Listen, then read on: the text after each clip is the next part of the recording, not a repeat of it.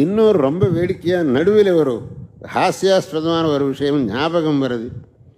ஒரு இடத்து இந்த மாதிரி 3/4 மணி நேரம் நிறைய உபன்யாசம் பண்ணி தர்மத்தை பற்றியும் அத்தியாத்மத்தை பற்றியும் உபன்யாசம் பண்ணி உங்களுக்கு எல்லாருக்கும் சிரேயஸாகட்டும் சொல்லி உபன்யாசத்தை முடிச்சு விட்டேன். ஒருத்தர் வந்துவிட்டு இன்றைக்கி ஆச்சாரியால் உபன்யாசத்தை கேட்டு எனக்கு ரொம்ப சந்தோஷமாகிடுத்து அப்படின்னா. என்ன காரணம்?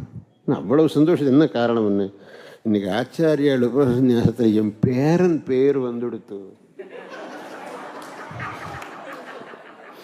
என்ன உங்கள் பேரன் பேர்?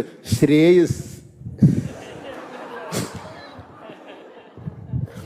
அவ்வளவு 3/4 மணி நேரம் பண்ணின உபன்யாசத்தில் அவருக்கு சம்பந்தப்பட்ட விஷயம் அவர் பேரன் பேரன். இந்த காலத்தில் உபன்யாசம் கேட்குறவா அவளுடைய நிலைமை இந்த நிலைமையில் இருக்கு.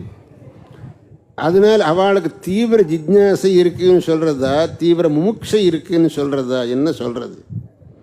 வாஸ்தவமான அந்த தீவிர ஜிக்ஞாசை விவிதிஷா வேணும்னு கேட்டாக்க இந்த நிஷ்காம கர்மானுஷ்டானத்தை பண்ணணும். அது சுருத்தி சொல்லியிருக்கு.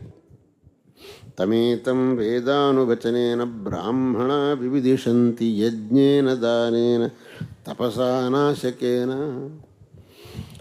விவிதிஷா ஞானம் அடையணும்.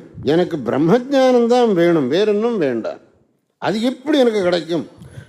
அந்த தீவிரமான விவிதிஷை வரணுமானாக்கே நீ கர்மாக்களை எந்த விதமான பலத்தில் ஆசை வைத்து கொள்ளாமல் செய்யணும். அதுவும் கர்மாக்கள் ஆசை இந்த பலம் வேணும் அந்த பலம் வேணும்னு ஆசையோடு செய்தாக்க இந்த விவிஷா ஒன்றும் வராது. ஒரு விதமான அனாசிரித கர்மபலம் காரியம் கர்ம கரோதிய, ஒரு விதமான கர்மபலத்தை மனசிலே வைத்து கொள்ளாமல் எவன் கர்மாவை செய்யுவானோ அவன்தான் நிஷ்காம கர்மானுஷ்டாத்தா. அவனுக்கு இந்த பலம் கிடைக்கும். விவிதிஷா, தீவிரமான விவிதிஷா கிடைக்கும்.